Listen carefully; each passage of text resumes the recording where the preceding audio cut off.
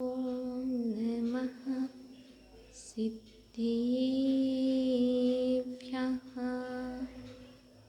भक्तामरप्रणितिमौलिमणिप्रभाणा उद्योतिकं दलितिपापितामोहितानं सम्यक् प्रणम्य जिनिपातियुगं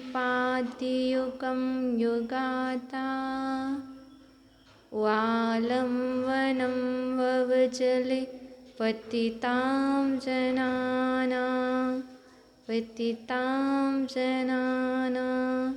बोली देवादिदेव विक्रम मोलनायक श्री आदि ब्रह्मादिनाथ भगवान की परम पूजनीय आचार्य श्री मानतंग स्वामी की प्रातः स्मरणीय सारस्वत कवि नय चक्रवर्ती मंगुरवरी आचार्य वंशकृत विवाह सागजे मुनिराज की। आज हम सभी भक्तामर स्तोत्र के माध्यम से 23वें काव्य में प्रवेश पा रहे हैं। कल हम सभी ने 22वें काव्य के माध्यम से यह जाना था कि आपकी माँ धन्य है। आज हम यह जानेंगे कि हे प्रभु, आप मृत्युंजयी श्री अस्पथ जिन हो, अर्थात मृत्यु को जीतने वाले, कल्याण का मार्ग दिखाने वाले जिन देव ही हैं और कोई नहीं है।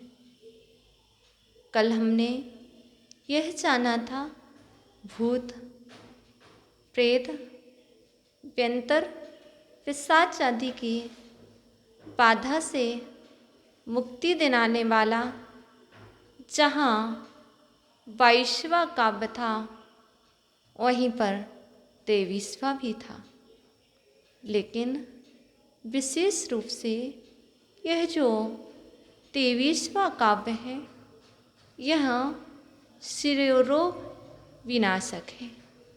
सिर के रोग का निवारण करने वाला यह 23वां काव्य है।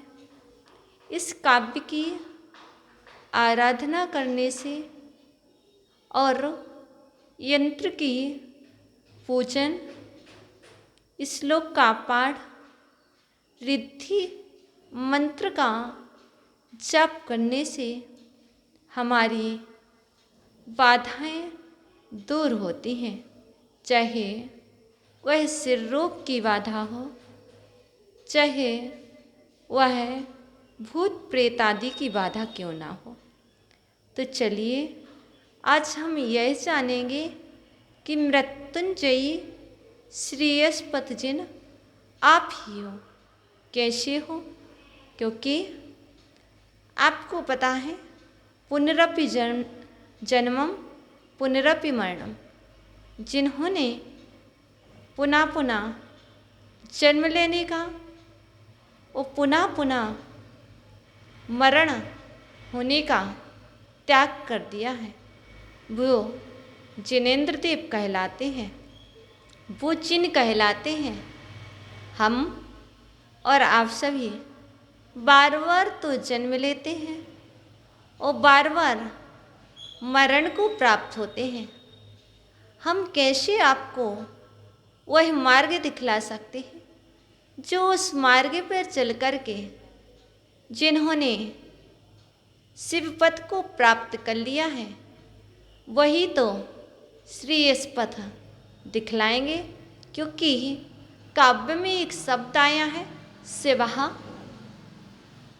अर्थात शिवः का अर्थ होता है कल्याण, पंथा अर्थात मार्ग। तो यहाँ पर कल्याण का मार्ग दिखलाने वाले, अर्थात कल्याण का रास्ता दिखलाने वाला कौन है? प्रभु आप हो। यह भक्तों और भगवान के बीच का संवाद है।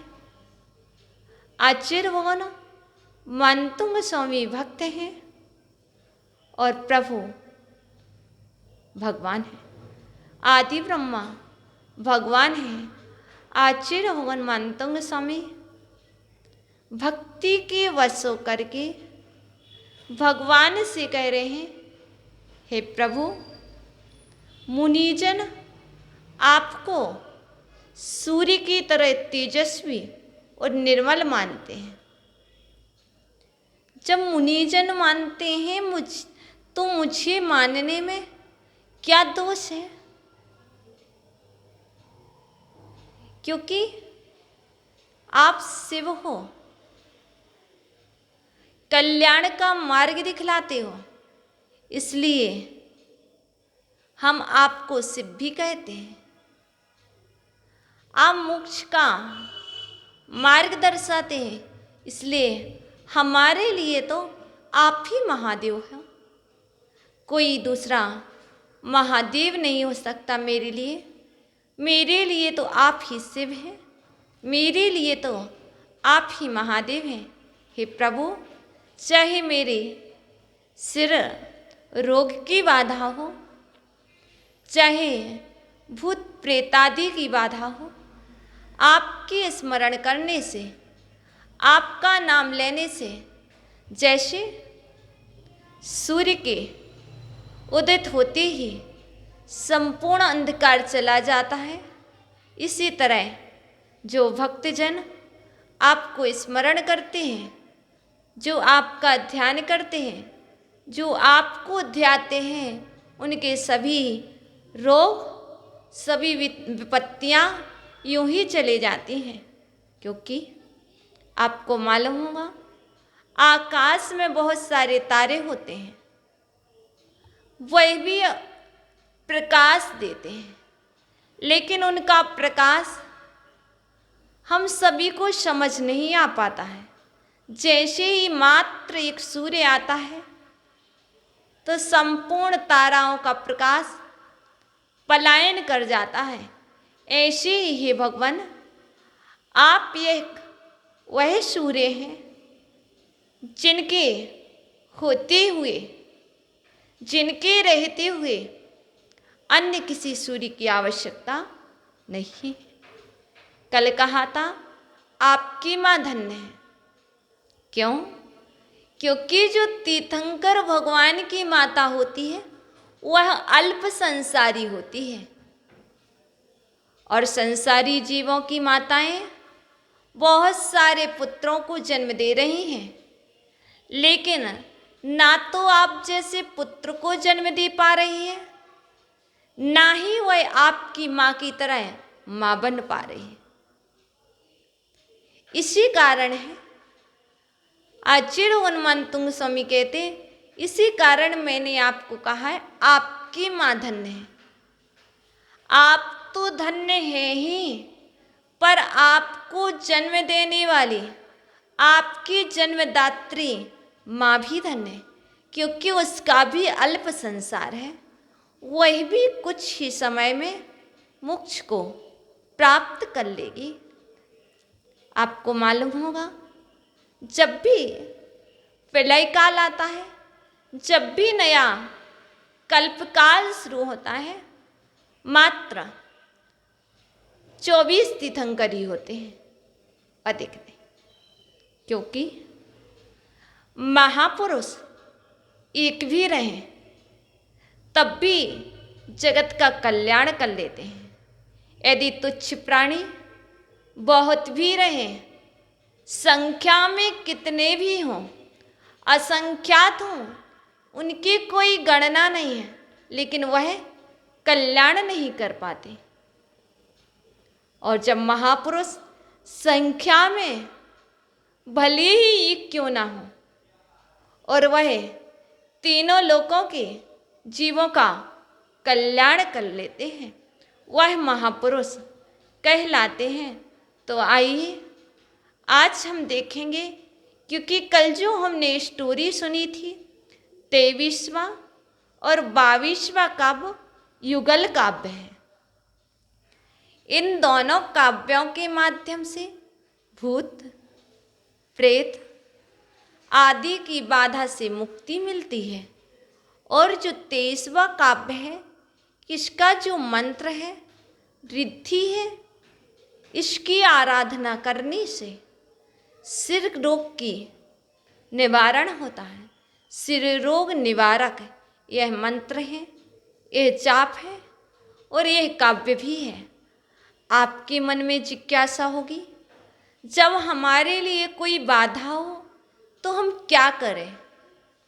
इसका उपाय यह है, यदि आपके पास यंत्र जी उपलब्ध है तो यंत्र को विराजमान करके सर्वप्रथम यंत्र की पूजा की जाए और जो काव्य है या तो 22 नंबर या 23 नंबर, उस काव्य को थाली में लिखा जाए केसर से और एक मंगल कलश रखा जाए, एक दीपक प्रज्वलित किया जाए। उसके बाद 108 बार काव्य का पाठ रिद्धि और मंत्र का जाप किया जाए। तत्पश्चात साधना पूर्ण होने पर उस थाली में लिखे हुए काव्य को, रिद्धि मंत्र को जल से धुल करके जो मंगल कलश रखा था उस जल से धुल करके जिसके लिए बाधा है उसको पिलाया जाए वह जल, तो उसकी बाधा दूर हो जाती है इत्यादि। इसका और भी क्रम है। जब जिज्ञासा हो तब इसका उपाय बतलाना श्रेयस्कर होता है। तो चलिए आज हम देखते हैं मृत्युंजयी श्रेयस्पद जिनदेव को। त्वां मनन्ति मुनयः परिमं पुमांसा मान्तित्तवर्णिममिलं तमिषः पुरस्तात् त्वामेभिषम्य गुप्पिलविजयन्ति मृत्युं नान्यः शिवः शिविपदस्य मुनीन्द्रपन्थः। यहाँ पर आचार्य भगवान बतला रहे हैं मुनीन्द्र अर्थात ही मुनियों के नाथ, ही मुनीन्द्र, मुन्यः मुनिजन, मुनीन्द्र मुन्यः ही मुनियों के नाथ मुनिजन, त्वाम आपको, आदित्य वर्णम अर्थात सूर्य की तरह तेजस्वी, अमलम और निर्मल। फर्स्ट पंक्ति मुनीन्द्र मुन्यः त्वाम आदित्यवर्णम अमलम, ही मुनियों के नाथ मुनिजन आपको सूर्य की तरह तेजस्वी, निर्मल और तमसः पुरस्तात् मोह रूपी अंधकार से परे रहने वाले, मोह अंधकार तमसः मोह रूपी अंधकार से पुरस्तात् परे रहने वाले, परमम उत्कृष्ट अर्थात परम, पुमांसम क्या लिखा हुआ है, पुमांसम पुरुष मानते हैं, आमनंती मानते हैं, परम पुमांसम परम पुरुष आमनंती मानते हैं, तमसः पुरस्तात् परमं पुमांसम आमनंती। तो मोह अंधकार से परे रहने वाले परम पुरुष मानते हैं। कौन? ऊपर बोला था मुन्यः मुनिजन, मुनीन्द्र मुन्यः त्वाम आदित्यवर्णम अमलम, हे मुनियों के नाथ मुनिजन आपको सूर्य की तरह तेजस्वी, निर्मल और तमसः पुरस्तात् परमं पुमांसम आमनन्ति। मोह रूपी अंधकार से परे रहने वाले परम पुरुष मानते हैं। आगे चलते हैं। त्वाम आपको, एव ही आपको ही, सम्यक अच्छी तरह, उपलभ्य अर्थात प्राप्त करके, मृत्यु को, जयंती जीतते हैं। त्वाम सम्यक उपलभ्य मृत्युम जयंती, आपको ही प्राप्त कर मृत्यु को जीतते हैं। जो आपको परम पुरुष मानते हैं और जो आपको प्राप्त कर लेते हैं, वे मृत्यु को भी जीत लेते हैं। शिव पदस्य अर्थात जयंती जीते। इसके अलावा और क्या होता है? शिव पदस्य मोक्ष का पद, अन्य दूसरा, शिवः कल्याणकारी, पंथा मार्ग अर्थात रास्ता ना नहीं है। तो यहाँ पर बताया है शिव पदस्य अन्य शिवः पंथा न, इसके अलावा मोक्ष पद का दूसरा कल्याणकारी कोई रास्ता नहीं है। पुनः हे मुनियों के नाथ, मुनिजन आपको सूर्य की तरह तेजस्वी, निर्मल और मोह रूपी अंधकार से परे रहने वाले परम पुरुष मानते हैं। वह आपको ही अच्छी तरह से प्राप्त कर मृत्यु को जीतते हैं। इसके अलावा मोक्ष पद का दूसरा कल्याणकारी रास्ता नहीं है। यह हुआ अन्वयार्थ टू अर्थ। भावार्थ में आचार्य भगवान बतला रहे हैं, हे प्रभु, मुनिजन आपको सूर्य के समान तेजस्वी, राग द्वेष से रहित और अज्ञान रूपी अंधकार से विमुक्त परम पुरुष मानते। हे प्रभु, मुनिजन आपको सूर्य के समान तेजस्वी, राग द्वेष आदि से रहित और अज्ञान अंधकार से विमुक्त परम पुरुष मानते हैं। अच्छी तरह से आपकी आराधना, आपकी उपासना कर लोग मृत्यु पर भी विजय प्राप्त कर लेते हैं। इसलिए आपको छोड़ करके कल्याणकारी मुक्ति का मार्ग अन्य कोई नहीं है।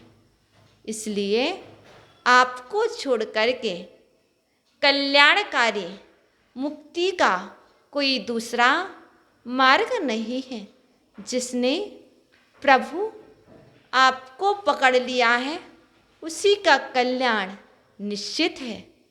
जिसने कल्याण स्वयं कर लिया है वही कल्याण का मार्ग दिखला सकता है। जिसका कल्याण नहीं हुआ है, जिसने किया ही नहीं है, वही कैसे आपको मार्ग दिखला सकता है। जो स्वयं भयशील है, जो स्वयं भयशील है, वह क्या दूसरे को निर्भय कर सकता है? नहीं कर सकता। जो स्वयं भूखा है, वह क्या दूसरे की भूख का शमन कर सकता है? नहीं कर सकता है। इसलिए जिसने अज्ञान रूपी अंधकार का नष्ट कर दिया है, जिसने स्वयं राग द्वेष आदि को छोड़ दिया है, वही तो आपके लिए राग द्वेष से रहित होने की प्रेरणा देगा। वही तो आपके अंधकार, अज्ञान रूपी अंधकार को नष्ट करने की अर्थात क्षय करने की प्रेरणा देता है। इसलिए हे प्रभु, आप ही श्रेयस्पद जिन देव हैं, आपके जैसा कोई और दूसरा देव नहीं है। इसमें यह रिद्धि है, यह रिद्धि का जाप करने से सिर रोग की बाधा दूर होती है। जिसके सिर में पीड़ा हो, सिर का कष्ट हो, ओम ह्रीम अरहम डमु आसी विषाणम ज्रोम ज्रोम नमः स्वाहा। यहाँ पर एक जाप मंत्र है, ओम नमो भगवती जयावती मम समीहितार्थम मम समीहितार्थम मोक्ष सौख्यम कुरु कुरु स्वाहा। इसमें एक मंत्र और है, जब कभी यंत्र सहित सीखोगे, यंत्र को देखोगे, तो यंत्र में आपको सेकंड मंत्र भी मिलेगा। और यंत्र यदि आपके पास नहीं है, कोई बात नहीं, इसको ही आप यंत्र रूप में लिख कर के अपना कार्य कर सकते हो। अब कल हम आगे आपके विचित्र नाम हैं, आपके बहुत अन्य कोई और नाम भी हैं, उन नामों को देखेंगे। ओम नमः।